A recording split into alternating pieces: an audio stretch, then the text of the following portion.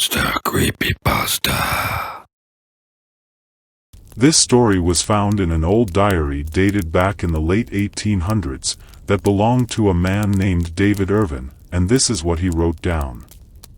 The forest is full of secrets, some I know too much about, and I wish I didn't.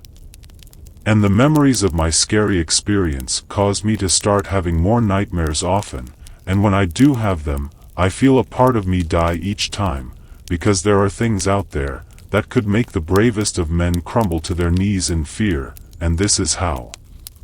It was the autumn of 1888 when I first encountered the unknown beasts. And it happened at a time I had been tracking a stag for hours, following its trail through the dense underbrush as dusk painted the sky in shades of orange and purple. And that was the moment I stumbled upon a clearing, thinking that I would collect the deer and be on my way like each time I've hunted one. But at that very time, things wouldn't go as I planned them to. Because, as I walked out into the clearing, I would come across the buck I had shot, but also something else, something I can't explain, and still have trouble believing that it was real. Leaning over my deer was some type of beast feasting upon it, tearing into the flesh of my freshly slain deer, and whatever it is or was not an animal. The creature was unlike anything I had ever seen. It stood on two legs like a man, yet its frame was twisted and malformed, covered in coarse fur that bristled in the fading light. And its presence alone had me slowly walking in reverse, to try and avoid becoming another meal for it. Its eyes gleamed with a feral hunger as it tore at the deer's carcass, paying me no mind as I watched, frozen in terror. But unfortunately, my attempt to remain quiet wasn't meant to be. Because as I walked backwards, I would step loudly on the leaves beneath me, causing it to turn its head my way, thanks to me making my presence known. Of course the thing turned its attention upon me, its eyes locked onto mine, filled with a primal intelligence that sent shivers down my spine. And then, something took place that made me feel terrified, and that is when I witnessed it smile, a twisted, toothy grin that chilled me to the bone, and made me feel like my heart had stopped. And right then, I knew that I was in the presence of something not of this world, something ancient, malevolent and evil, that had been lurking in the shadows of the forest long before the first settlers dared to tread upon its soil. I should have fled right then, turned tail and ran as fast as my legs could carry me away from that thing. But fear held me rooted to the spot I was standing, paralyzing me as the creature stalked towards me, its movements sinuous and predatory. I could hear the pounding of my own heart in my ears as I then scrambled backwards, desperate to put some distance between myself and the unknown horror that pursued me.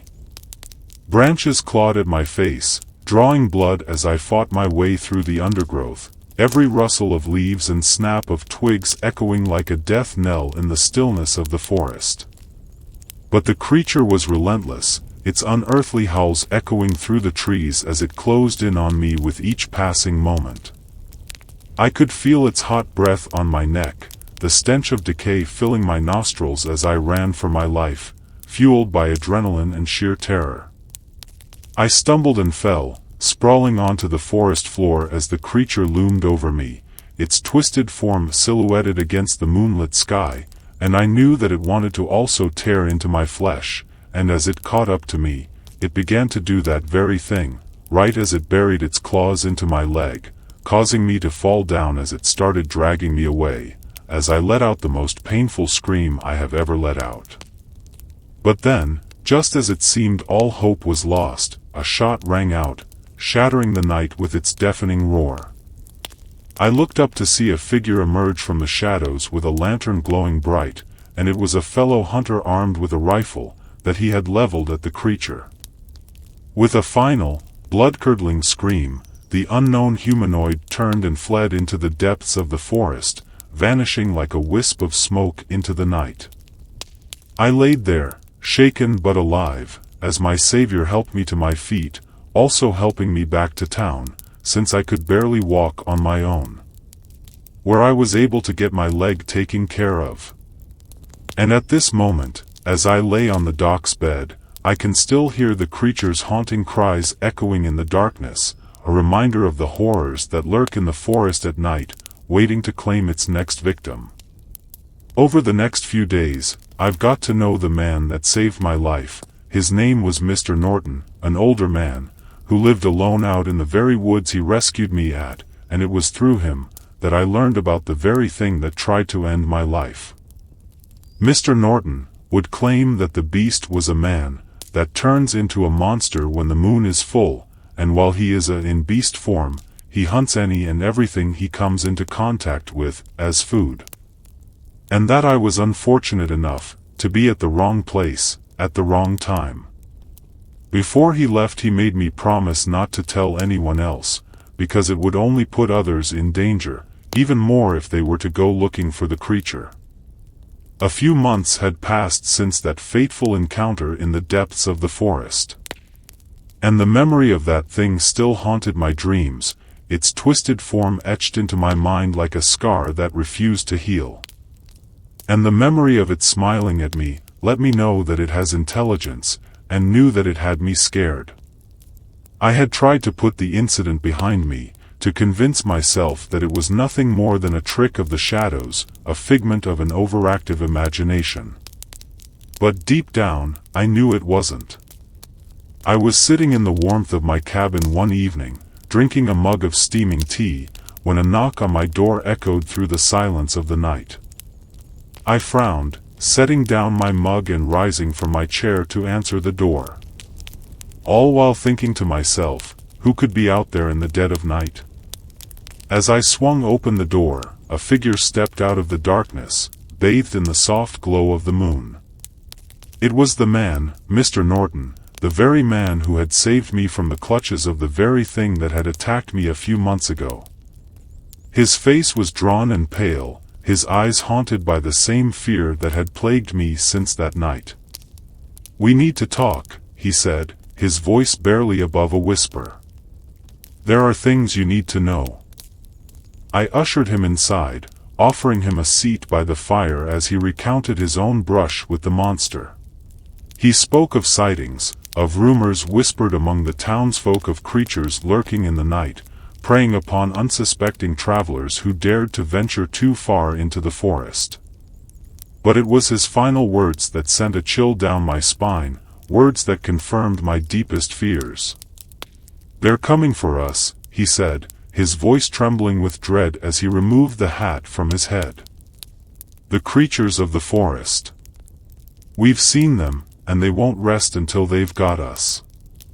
I listened in stunned silence as he spoke of a darkness that had long been forgotten, of ancient evils that had slumbered beneath the earth for centuries, waiting for the right moment to rise again. And now, it seemed, that moment had come. I knew then that I could no longer deny what awaits in the night. The beast was real, and it was far more dangerous than I had ever imagined, and far more smarter than a normal animal, for it seems to be equal to humans. Hell, it is one, during the day. But I agreed with Mr. Norton, to quit cowering in fear, and to not let the shadows of the past consume me. If these creatures sought to destroy us, then we should face them head-on with courage and determination, at least that's what I wanted myself to believe. Together, we made plans to hunt the creatures down, to track them to their lair, and to put an end to their reign of terror once and for all. So we armed ourselves with rifles and torches, and we set out into the forest under the cover of night, our hearts pounding with a mixture of fear and anticipation. For hours we searched, following the trail of dead animals throughout the forest, left around by the fearsome beast. We walked through the tangled undergrowth, guided by the light of the moon above.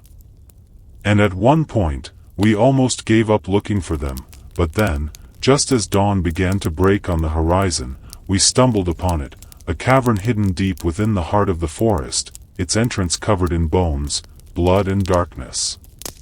With bated breath, we crept inside, our footsteps echoing against the cold stone walls as we went deeper into the bowels of the earth. And there, in the flickering light of our torches, we found them, the creatures of nightmare and legend, sleeping in amongst the floor of the cave. Mr. Norton gestured to me to get ready, as he began to aim his gun, but after he slowly cocked his rifle, the slight sound of metal clicking went ringing throughout the cave, and in no time a creature was awakened, its twisted form coiled like a serpent as it hissed and snarled in defiance, all while swiping at us with its claws. But it was not alone. Around it, other creatures sprung up from the darkness, their eyes gleaming with a hunger that had us both regretting our decision to enter their lair. We raised our rifles, determined to fight to the bitter end, but before we could pull the trigger, the cavern erupted into chaos. The creatures attacked with a ferocity that was beyond anything I had ever seen, tearing through our flesh with razor-sharp claws and teeth as we fought for our lives, me pulling my knife out and stabbing everything that grabbed a hold of me after losing my gun during the rumble. Unfortunately, in the chaos of battle, I lost sight of Mr. Norton, whose screams I could hear fading deeper into the cave, swallowed up by the darkness as the creatures closed in around me. I fought with everything I had, driven by a primal instinct to survive, but it was not enough. I was outnumbered, outmatched, and as the darkness closed in around me, I knew that this would be my final stand. But then, just when all hope seemed lost, a blinding light pierced the darkness, illuminating parts of the pitch-black cavern with its radiant glow. It was the sun, breaking over the horizon like a beacon of hope in the depths of despair.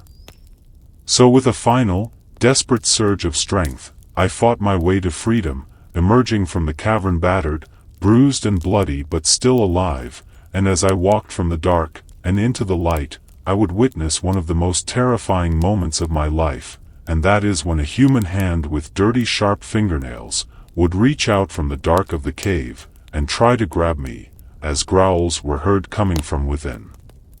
Behind me, the creatures howled in frustration, their cries echoing through the forest as they retreated back into the shadows from whence they came, as I learned something that very second, and that was that the creatures don't just turn human during the day, they turn human only if illuminated by the sun, for they stay a monster when hidden in the dark.